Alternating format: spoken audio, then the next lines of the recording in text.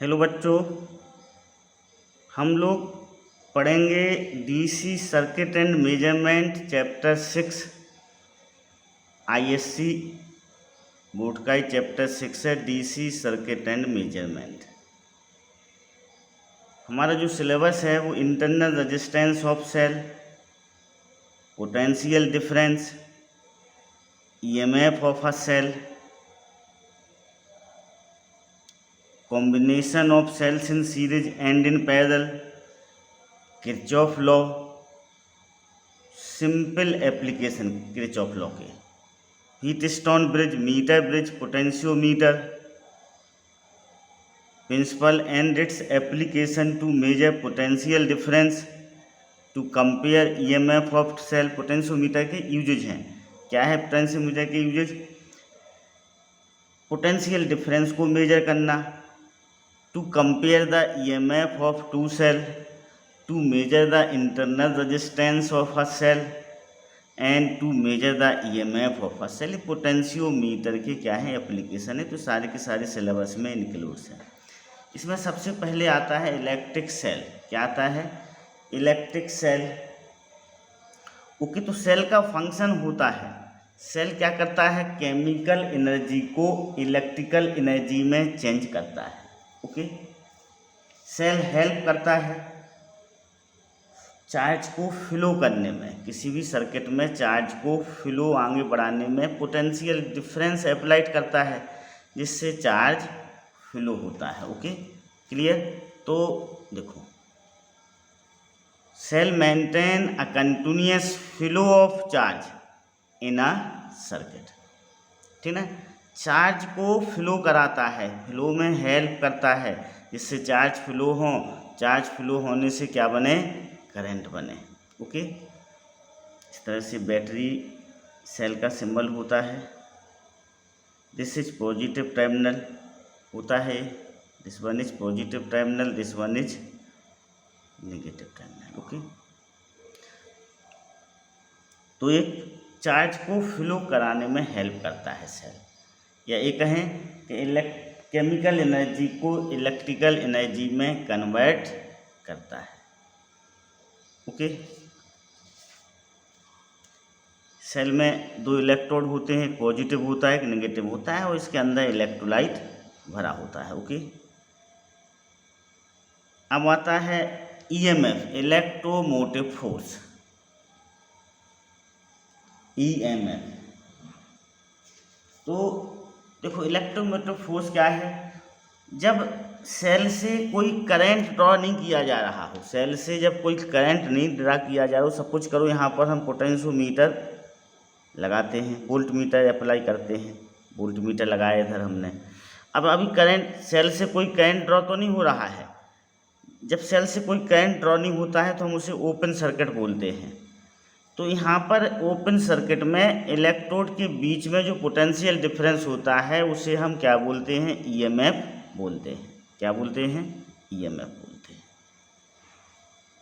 Okay, generally जो dry cell होता है उसका ईएमएफ कितना होता है?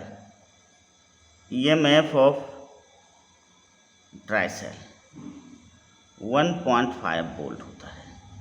तो वोल्ट मीटर कितनी रीडिंग रीड करेगा? 1.5 वोल्ट को रीड करेगा। जब इस सर्किट से हम करंट को ड्रॉ करेंगे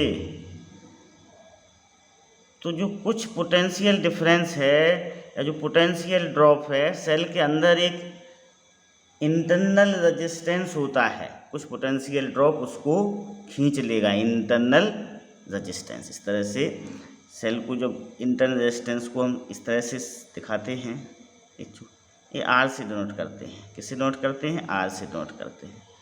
सपोज करो ये सर्किट है, यहाँ पर एक एक्सटर्नल रेजिस्टेंस लगा हुआ है। R external resistance meaning bulb लगा हुआ है, हीटर लगा हुआ, कोई भी इलेक्ट्रिकल अप्लायंस लगा हुआ है, ठीक ना।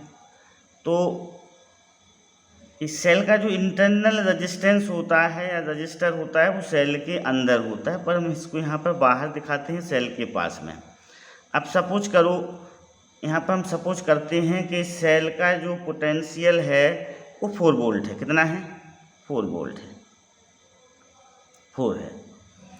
तो देखो, अब कुछ पोटेंशियल ड्रॉप इस इंटरनल रेजिस्टेंस के क्रॉस आएगा, तो इस 4 में से जो पोटेंशियल, सपोज करो इसमें से करंट आई निकल रहा है, क्या निकल रहा है, आई करंट निकल रहा है, आई करंट। तो आई करंट इधर आएगा, आई करंट इधर आएगा, आई करंट वापस सेल में चला जाएगा। तो यहाँ पर जो पोटेंशियल ड्रॉप होगा वो कितना होगा, आई इंटू आर होगा, आई इंटू आर होगा। यहाँ पर पोटेंशियल ड्रॉप कितना होगा, आई इंटू आर होगा। बाकी जो 4 वोल्ट में से आई इंटू आर घटाने पर हमें जो बचेगा वो टर्मिनल पोटेंशियल कहलाता है। क्या कहलाता है, टर्मिनल पोटेंशियल।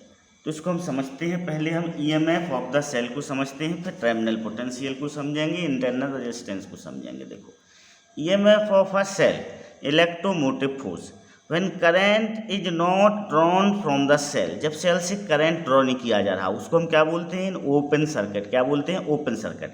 जब सेल से करंट ड्रॉ किया जाता है तो हम क्लोज सर्किट बोलते हैं। तो when current is not drawn from the cell that is in open circuit, potential difference between its electrode is called EMF of a cell. और जो यूनिट होती है ईएमएफ ऑफ सेल की, वह क्या होती है, वोल्ट होती है। हमने यहाँ पर आपको बताया था कि सेल है, बैटरी सेल है, इसमें से कोई करंट ड्रॉ नहीं किया जा रहा, तो यहाँ पर हम इन इलेक्ट्रोड के बीच का जो पोटेंशियल डिफरेंस होगा वो ईएमएफ ऑफ द सेल कहलाता है। क्या कहलाता है, ईएमएफ ऑफ द सेल। जब हम सेल से करंट ड्रॉ करते हैं तो सेल के अंदर एक इंटरनल रेजिस्टेंस डेवलप हो जाता है। क्या हो जाता है, इंटरनल रेजिस्टेंस डेवलप हो जाता है। ठीक है, तो हम उसको अभी समझते हैं। देखो, तो ये समझ में आ गया कि इलेक्ट्रोमोटिव फोर्स या ईएमएफ क्या होता है। ओके, अब देखो हम इंटरनल रेजिस्टेंस को समझते हैं। Internal resistance of a cell, internal resistance of a cell. Okay, the resistance offered by the electrolyte of the cell to the flow of current ions। Ion से इलेक्ट्रोलाइट में जो current बनता है वो ion से बनता है। Through it is called the internal resistance of the cell. उसको हम क्या बोलते हैं, internal resistance of the cell बोलते हैं। The resistance offered by the electrolyte of a cell to flow of current through it is called the internal resistance of the cell. अब जो internal resistance depend होता है वो किन किन factor पे डिपेंड होता है। It is directly proportional to separation between the two plates of the cell.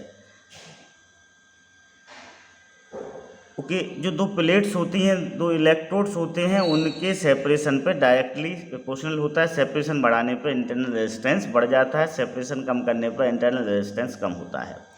It is inversely proportional to the plates area dipped into electrolyte. अब जो इलेक्ट्रोड या जो प्लेट एरिया इलेक्ट्रोलाइट में डिप्ड हैं उसकी एरिया के इनवर्सली प्रोपोर्शनल होते हैं। जितना ज़्यादा एरिया डिप्ड होगा उतना कम इंटरनल रेजिस्टेंस होगा। ओके, इनवर्सली प्रोपोर्शनल है। Okay, understood. Third, it depend upon the nature. कैसा है उसका नेचर, कंसंट्रेशन कैसा है, temperature of the electrolyte and increase with the increase in concentration. Concentration बढ़ने पर जो आर होता है, इंटरनल रेजिस्टेंस होता है, वो क्या हो जाता है, इंक्रीज हो जाता है। और टेम्परेचर बढ़ाने पर क्या होता है, डिक्रीज होता है। टेम्परेचर को जब हम इंक्रीज करते हैं तो सेल का इसका टेम्परेचर, इलेक्ट्रोलाइट के टेम्परेचर को जब हम इंक्रीज करते हैं तो सेल का जो इंटरनल रेजिस्टेंस होता है वह डिक्रीज होता है। Internal resistance of a cell not constant, constant नहीं होता है। It increases slowly as the cell is use. जैसे जैसे सेल यूज होता जाता है इंटरनल रेजिस्टेंस बढ़ता जाता है। Okay, internal resistance of ideal cell 0 होता है। Internal resistance of primary cell is greater than that for secondary cell. Primary cell का इंटरनल रेजिस्टेंस ज़्यादा होता है, सेकेंडरी सेल का इंटरनल रेजिस्टेंस कम होता है। ओके, तो देखो यहाँ पर अब टर्मिनल पोटेंशियल को हम समझते हैं। टर्मिनल पोटेंशियल, देखो ये समझा था अभी आपने यहाँ पर। Terminal potential, terminal potential difference. देखो तो हमने यहाँ पर इसका ईएमएफ कितना है, इस बैटरी का 4 वोल्ट है। अब जब हम इसमें से करंट को ड्रॉ करेंगे तो यहाँ पर इंटरनल रेजिस्टेंस वर्क करने लगेगा सेल के अंदर। अब वो करंट तो सेम सभी सीरीज में है तो सभी रजिस्टर में सेम करंट बहेगा। तो हमें यहाँ पर I इंटू आर का ड्रॉप होगा इंटरनल रेजिस्टेंस में। तो इस ईएमएफ में से हम I इंटू आर घटाएंगे तो हमें टर्मिनल पोटेंशियल डिफरेंस मिलेगा। यहाँ का जो पोटेंशियल डिफरेंस क्या होगा, यहाँ का पोटेंशियल डिफरेंस होगा E माइनस आई आर। तो यही भी है, V इक्वल टू क्या हो जाएगा, E माइनस आई आर। ये टर्मिनल पोटेंशियल डिफरेंस होता है।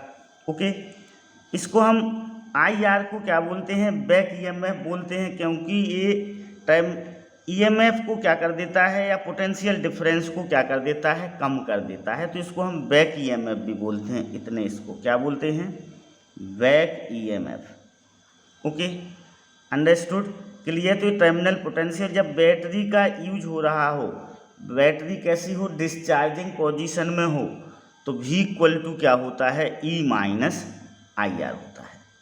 Okay understood.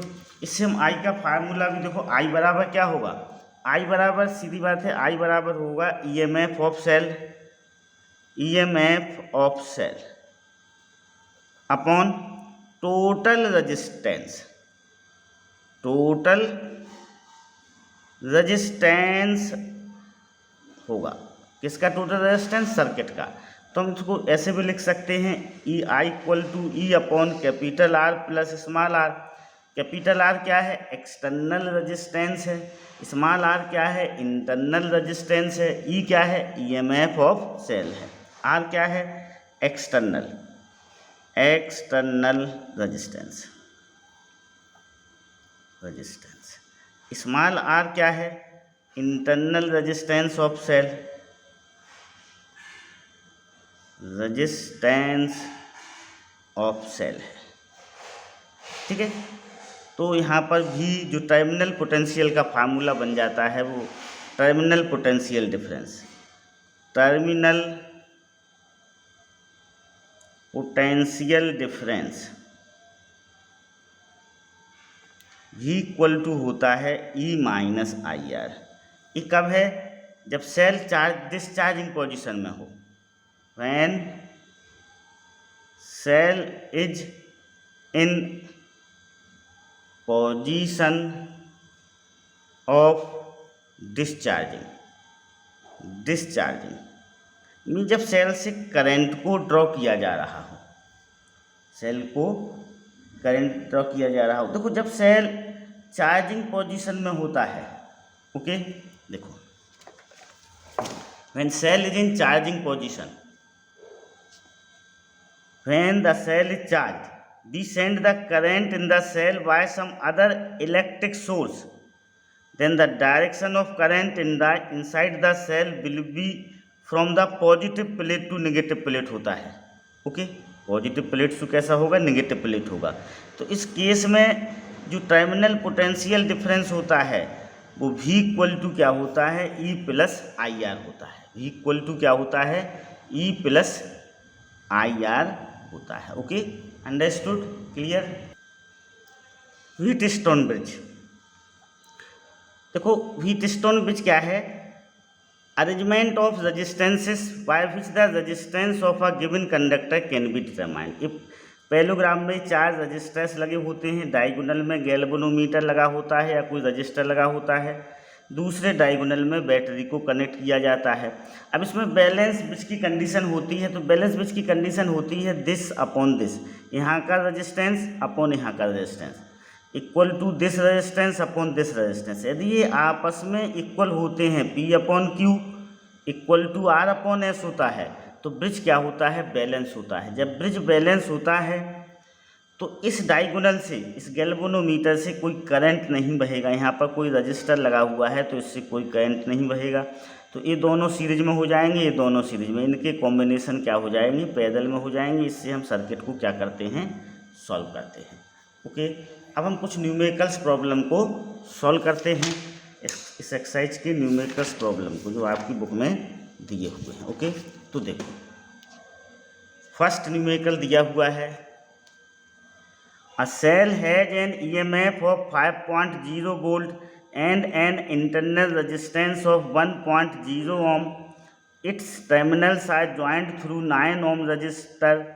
Calculate the current in the circuit and potential difference across the terminal of the cell.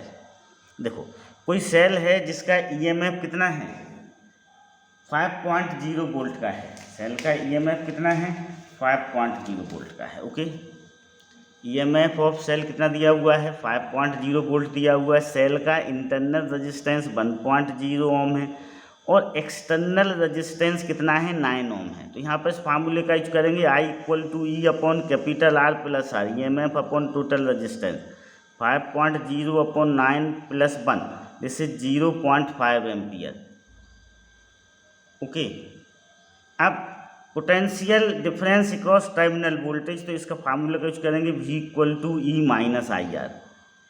तो V क्या है 5 माइनस 0.5 इंटू 1, तो 4.5 वोल्ट हो जाएगा। Okay, understood. Now next second, the potential difference of cell in an open circuit is 6 volt. देखो open circuit में cell का potential कितना है 6 वोल्ट है। इससे क्या पता चलता है कि सेल का EMF 6 वोल्ट है। जब सेल से कोई करंट ड्रॉ नहीं किया जा रहा है, मीन्स सेल कैसा है ओपन सर्किट में है, तो उसका पोटेंशियल डिफरेंस 6 वोल्ट है, मीन्स है EMF कितना है 6 वोल्ट है। ओके, तो देखो EMF ऑफ सेल क्या होता है, EMF ऑफ सेल होता है potential difference of a cell in open circuit. तो E इक्वल टू कितना हो जाएगा 6 वोल्ट हो जाएगा। फर्स्ट का आंसर हो जाएगा। फर्स्ट में क्या पूछा है कैलकुलेट द EMF, तो हम लिखेंगे EMF ऑफ सेल कितना आ गया 6 वोल्ट आ गया। फिर उसने क्या पूछा है आपसे, फिर टर्मिनल पोटेंशियल डिफरेंस कितना दिया हुआ है which falls to 4 volt when a current of 2 ampere is drawn from the cell.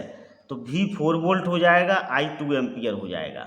अब V equal to E minus I R, इस फार्मूले का हम यूज करेंगे, तो उससे 4 इक्वल टू 6 माइनस 2R, तो R की वैल्यू कितनी आ जाएगी 1 ओम आ जाएगी। R की वैल्यू कितनी आ जाएगी 1 ohm. Okay, understood, clear.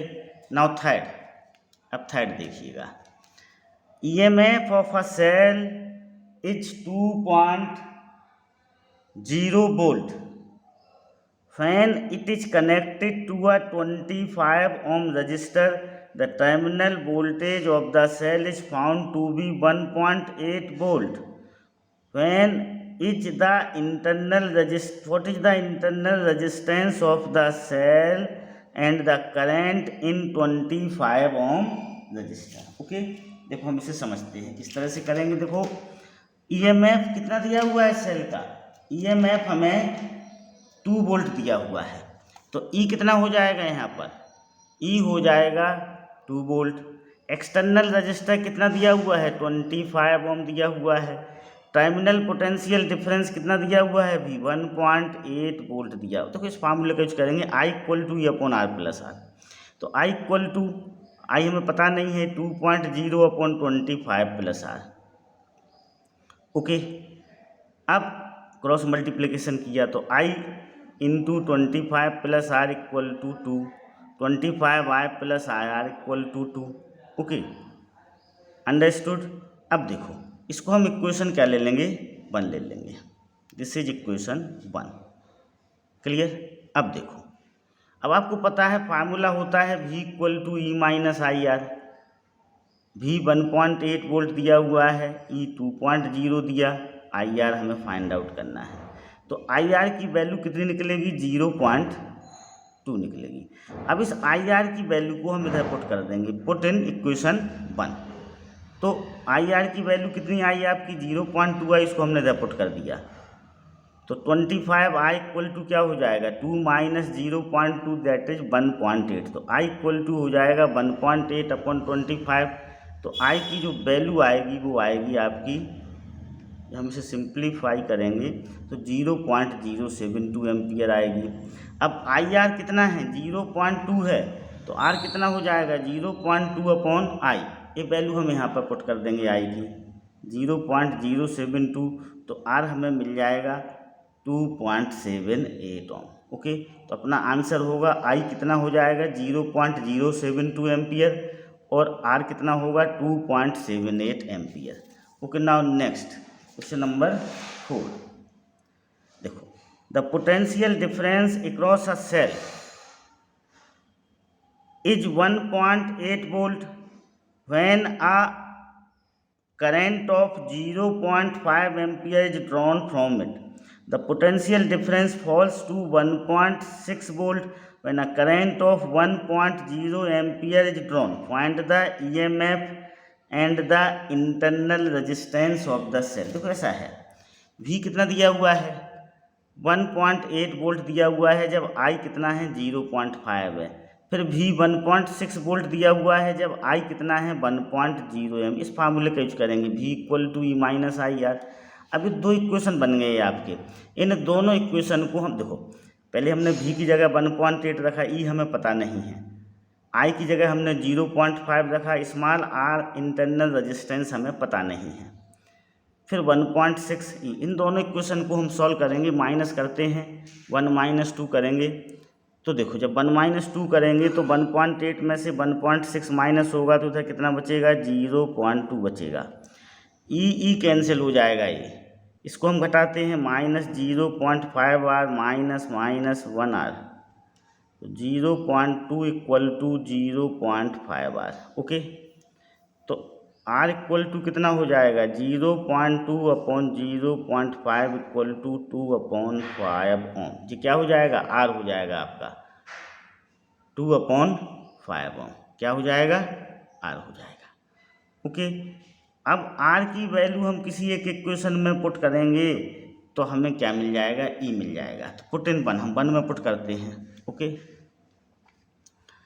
Put value of R in equation 1, किसमें पुट करेंगे 1 में पुट करते हैं। तो ये 1.8 = E - 0.5 / 2/5। Okay, clear. अब देखो इसे इससे कैंसिल हो जाएगा तो 0.1 बचेगा, तो 1.8 + 0.2 = E। तो E की वैल्यू क्या हो जाएगी 2 वोल्ट हो जाएगी। E की वैल्यू कितनी हो जाएगी आपकी 2 वोल्ट हो जाएगी। Okay, understood, clear. Now next question number 5। Question number 5 की ओर बढ़ते हैं हम।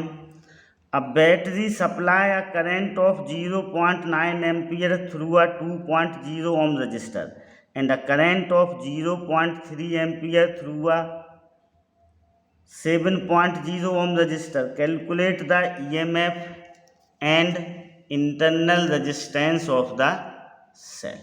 देखो ऐसा है कि कोई बैटरी है वो 0.9 एम्पियर करंट सप्लाई करती है जब एक्सटर्नल रेजिस्टेंस कितना है 2 ओम है, और 0.3 एम्पियर करंट सप्लाई करती है जब एक्सटर्नल रेजिस्टेंस 7.0 ओम है। तो हम इस फार्मूले का यूज करेंगे। देखो I = E/R + R, ये 0.9 = E/2 + R, एक इक्वेशन बन गया। दूसरा इक्वेशन 0.3 = E/7 + R, ये दूसरा इक्वेशन बन गया। 1/2, 1 और 2 को डिवाइड कर दिया तो 0.9 / 0.3, दिस वन इसे ही कैंसिल हो गया, ये 3 आ जाएगा। तो 3 = 7 + R / 2 + R, इसको हम सिंप्लीफाई करेंगे तो R की वैल्यू कितनी आ जाएगी 1/2 आ जाएगी। मतलब इंटरनल रेजिस्टेंस सेल का क्या आ गया 1/2 आ गया। इस सेल के इंटरनल रेजिस्टेंस की वैल्यू हम इक्वेशन 1 में पुट करेंगे, पुट इन इक्वेशन 1। ओके, तो जब हम 1 में पुट करेंगे तो 0.9 = E/2 + 0.5। ओके, तो E = हो जाएगा 0.9 × 2.5। ओके, इसका हम मल्टीप्लाई करेंगे तो हमारा EMF आ जाएगा। Okay, understood, clear. जो EMF आएगा वो 2.25 आ जाएगा। कितना आ जाएगा 2.25 वोल्ट, आंसर हो जाएगा। Now next, question number 6. A 200 ohm resistor, a voltmeter and 2.0 volt cell of negligible internal resistance are connected in series. The voltmeter read 1.0 volt. Find the resistance of the voltmeter and the current. Resistance of the voltmeter and the current. देखो ऐसा है, इस तरह से समझिएगा। एक कोई battery है 2.0 वोल्ट, अब की बैटरी है, ईएमएफ है 2.0 वोल्ट, एक्सटर्नल रेजिस्टेंस 200 ओम है, और जो पोटेंशियल लगा हुआ है, कोई पोटेंशियोमीटर सीरीज में लगा हुआ है, वो 1 वोल्ट रीड करता है। अब नेचुरल बात है, देखो 1 वोल्ट पोटेंशियोमीटर ने ले लिया।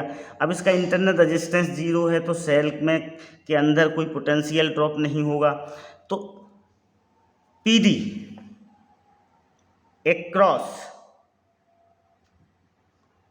200 ओम रजिस्टर कितना होगा, 2 - 1 होगा, तो 1.0 वोल्ट हो जाएगा। ओके, अब करंट थ्रू रजिस्टर निकाल लेंगे हम। क्या निकाल लेंगे, करंट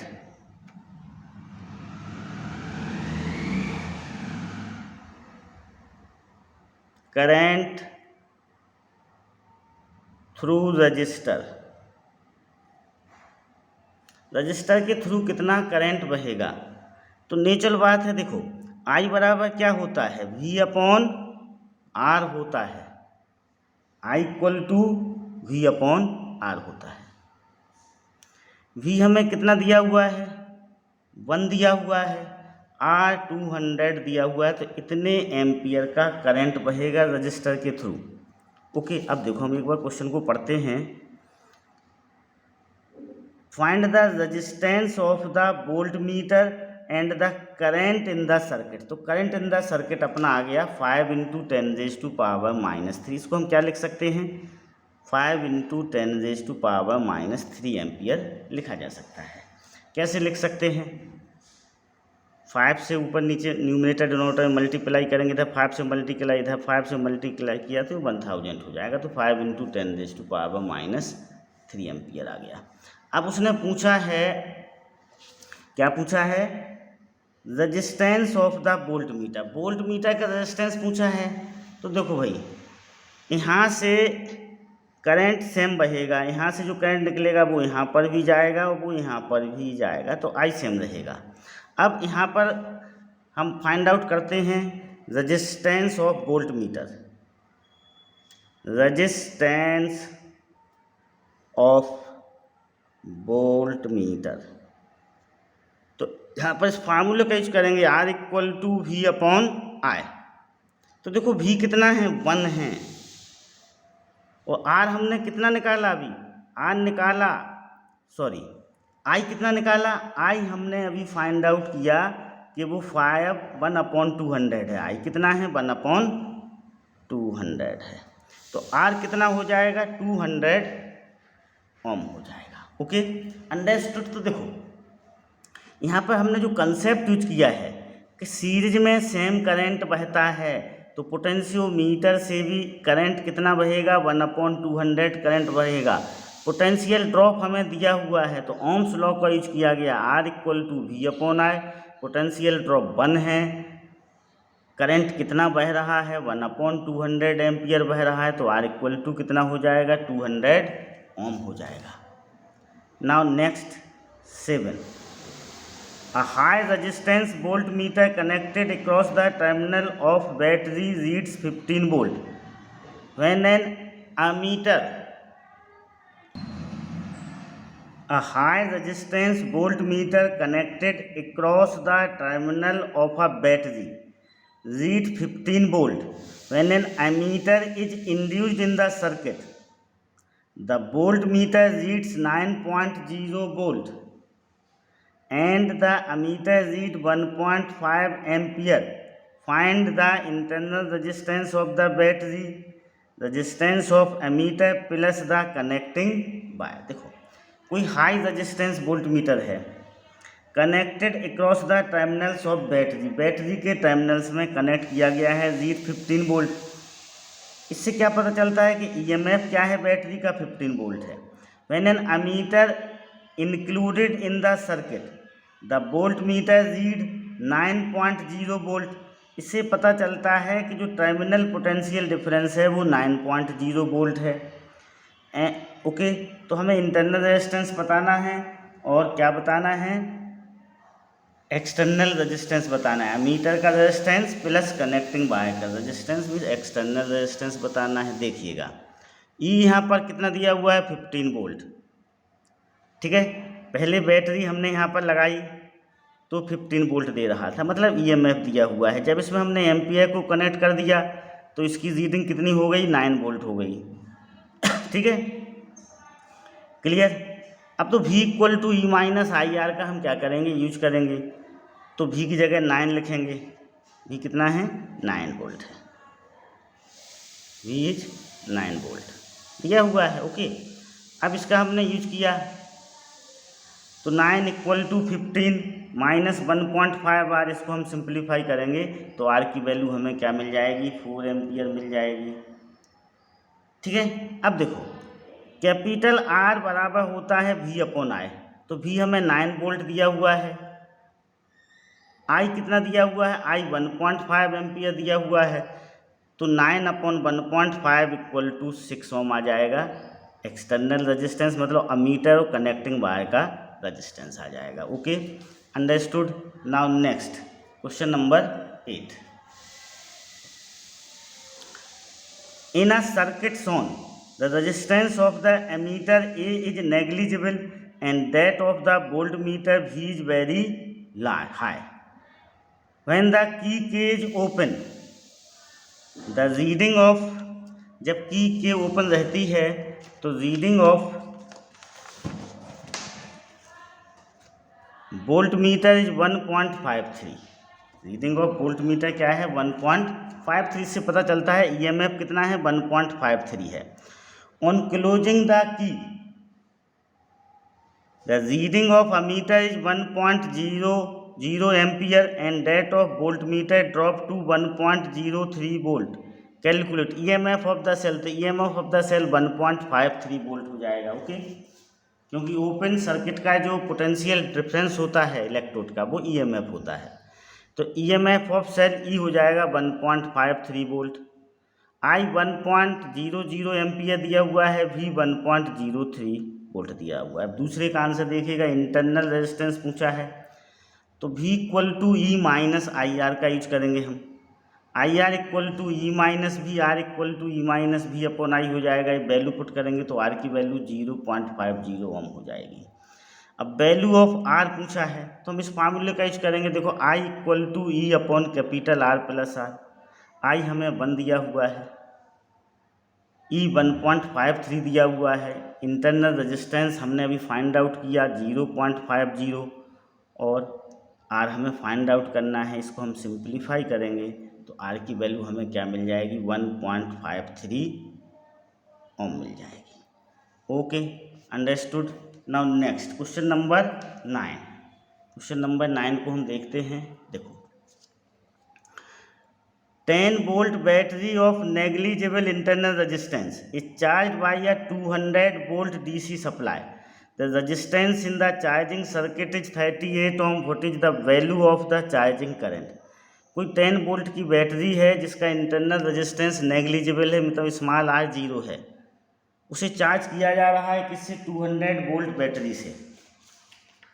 तो हमें चार्जिंग करंट बताना है। ओके, तो देखो इस तरह से बनेगा इस सर्किट। ये आपकी 10 वोल्ट की बैटरी है जिसका इंटरनल रेजिस्टेंस 0 है, 38 ओम एक्सटर्नल रेजिस्टेंस से 200 वोल्ट से इसे क्या किया जा रहा है, चार्ज किया जा रहा है।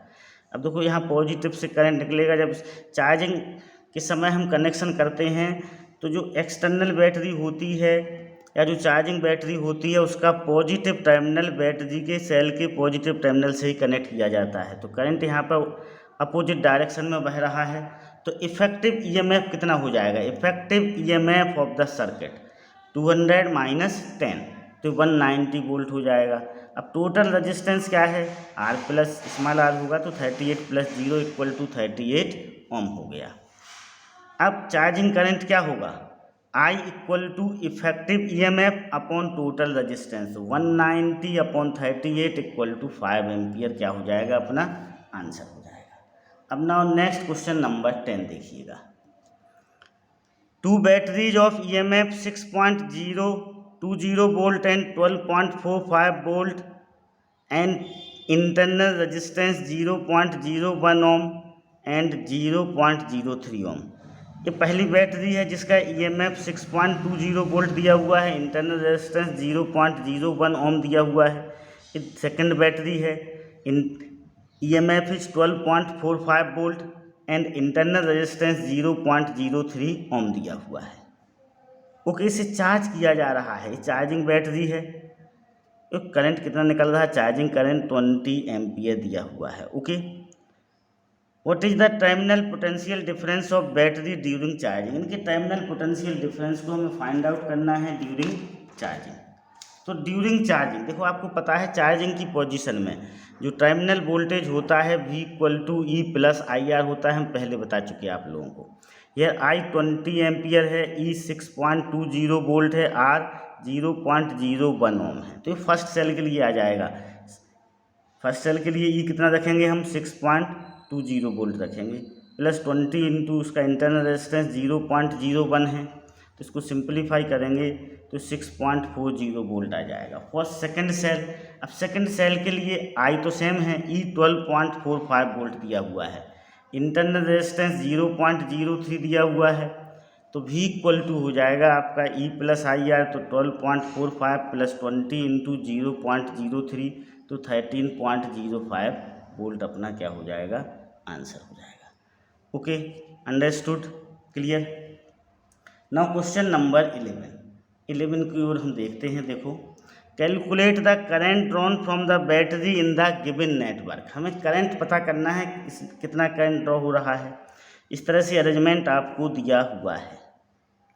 ओके, तो देखो पहले हम इसका इफेक्टिव रेजिस्टेंस निकाल लेंगे। क्या निकाल लेंगे, इफेक्टिव रेजिस्टेंस। जो इफेक्टिव रेजिस्टेंस आएगा, EMF हमें दिया हुआ है, तो E अपॉन इफेक्टिव रेजिस्टेंस से हम क्या कर लेंगे, करंट को फाइंड आउट कर लेंगे।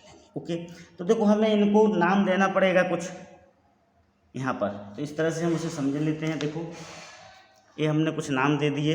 ये A है आपका, इसको C दे दिया, इसको D दे दिया और इसको B दे दिया। अब आप समझिएगा, देखो A से C, तो A से C हमने रजिस्टर यहाँ पर बना लिया है, A से C। फिर A से C बना लिया। अब A से फिर कहाँ जा रहा है, A से D पर जा रहा है। कहाँ पर जा रहा है, A से D पर, तो A से हमने ये D पर बना लिया ऐसा रजिस्टर, ठीक ना, ये D बना लिया, क्लियर। अब C से D पे जा रहा है, तो C से D बना लिया हमने एक रजिस्टर। कितना रजिस्टर जा रहा है, C से D 5 ओम का रजिस्टर जा रहा है। फिर उसके बाद देखो C से B पे जा रहा है एक रजिस्टर, तो C से B पे बना लिया हमने 2 ओम का रजिस्टर। फिर D से B की ओर जा रहा है, तो D से B की ओर 4 ओम का रजिस्टर बना लिया। तो इस सर्किट का इक्विवेलेंट सर्किट इस तरह से बनेगा। अब देखो, दिस अपॉन दिस, इसको P लें हम, इसको Q लें, तो P अपॉन Q कितना आ रहा है, 1/2। R अपॉन S कितना आ रहा है, 2/4 मीन्स 1/2। अब ये दोनों आपस में इक्वल हैं, तो ब्रिज कैसा है, बैलेंस है। जब ब्रिज बैलेंस होगा तो इससे कोई करंट नहीं बहेगा, मतलब C का पोटेंशियल और D का पोटेंशियल कैसा होगा, सेम होगा, इससे कोई करंट नहीं बहेगा। इस वाले से क्योंकि ब्रिज बैलेंस है, तो CD इस सर्किट इस वाली लाइन से कोई करंट नहीं बहेगा। तो जब इससे करंट नहीं बहना है, तो इस रजिस्टर का कोई मीनिंग नहीं है। तो ये दोनों सीरीज में हैं, ये दोनों सीरीज में हैं, तो इस तरह से बन जाएगा 1 और 2 3 हो जाएगा, तो एक 3 ओम का रजिस्टर बन जाएगा ये ऐसा। 2 और 4 सीरीज में हैं, तो 6 ओम का यहाँ पर रजिस्टर बन गया। और ये दोनों कैसे हो जाएंगे, पैरेलल में हो जाएंगे। तो हम R इक्विवेलेंट निकाल लें भाई साहब। ये 1/3 प्लस 1/6 होगा, LCM लेंगे तो 6 आएगा। कितना आएगा, 6, तो 2 + 1, तो आर इक्विवेलेंट कितना आ जाएगा, 2 ओम आ जाएगा आपका। कितना आ जाएगा, आर इक्विवेलेंट 2 ओम आ जाएगा। अब हमें आई निकालना है, क्या निकालना है, आई। तो आई इक्वल टू क्या होता है, V E upon R equivalent हो जाएगा। तो 4/2 इक्वल टू 2.0 एम्पियर अपना क्या हो जाएगा, करंट आ जाएगा। Okay, understood, clear. Now next question number 12 को देखिएगा आप। Find the value of resistance X in the given circuit so that junction M and N are the same potential. अब सेम पोटेंशियल पे है, मतलब इसमें से कोई करंट नहीं बहेगा, इसमें से कोई करंट नहीं बहेगा। जब इससे कोई करंट नहीं बहेगा, ठीक है, तो देखो अब यहाँ से करंट निकला, सपोज करो आई करंट निकला, इसमें I1 चला जाएगा, इसमें I2 चला जाएगा। तो मतलब ये दोनों सीरीज में रहे, इसमें भी I1 करंट रहेगा, रहेगा कि नहीं रहेगा, और यहाँ पर भी I1 करंट रहेगा, क्योंकि यहाँ पर I2 सॉरी, क्योंकि इससे कोई मीनिंग नहीं है, इन दोनों की पोटेंशियल सेम है, मतलब यहाँ से एक मीनिंग है कि यहाँ से कोई करंट नहीं बह रहा है, तो इस रजिस्टर का कोई मीनिंग नहीं है। तो अब इक्विवेलेंट रेजिस्टेंस इस तरह से बन जाएंगे, ये दोनों सीरीज में जाएंगे, कहाँ पर जाएंगे, सीरीज में। तो 2 और 5 सीरीज में जाएंगे तो 7 हो जाएगा, तो ये 7 ओम हो गया एक। फिर ये दोनों सीरीज में जाएंगे, ये कितना है आपका, x है। अच्छा, पूछा है उसने कि x की वैल्यू क्या होगी, तो व्हीटस्टोन क्या है, बैलेंस व्हीटस्टोन ब्रिज है। कैसा है, बैलेंस व्हीटस्टोन ब्रिज है, means this upon this equal to क्या होगा, दिस अपॉन दिस होगा। तो देखो 2/5 इक्वल टू क्या होगा, x/15 होगा। बस इससे हम सॉल्व कर लेंगे x की वैल्यू को। तो x की वैल्यू क्या आ जाएगी, 2/5 × 15 इक्वल टू x, तो 2 × 3 इक्वल टू x, तो x इक्वल टू कितना हो जाएगा, 6 ओम हो जाएगा। उसमें ये पूछा गया, इक्विवेलेंट रेजिस्टेंस नहीं पूछा, उसने बोला है कि इस x की वैल्यू क्या होगी। तो देखो x की वैल्यू क्या होगी, this upon this equal to this upon this से हम x की वैल्यू को फाइंड आउट कर लेंगे, जो कि अपनी कितनी आई है, 6 ओम आई है। Okay, understood.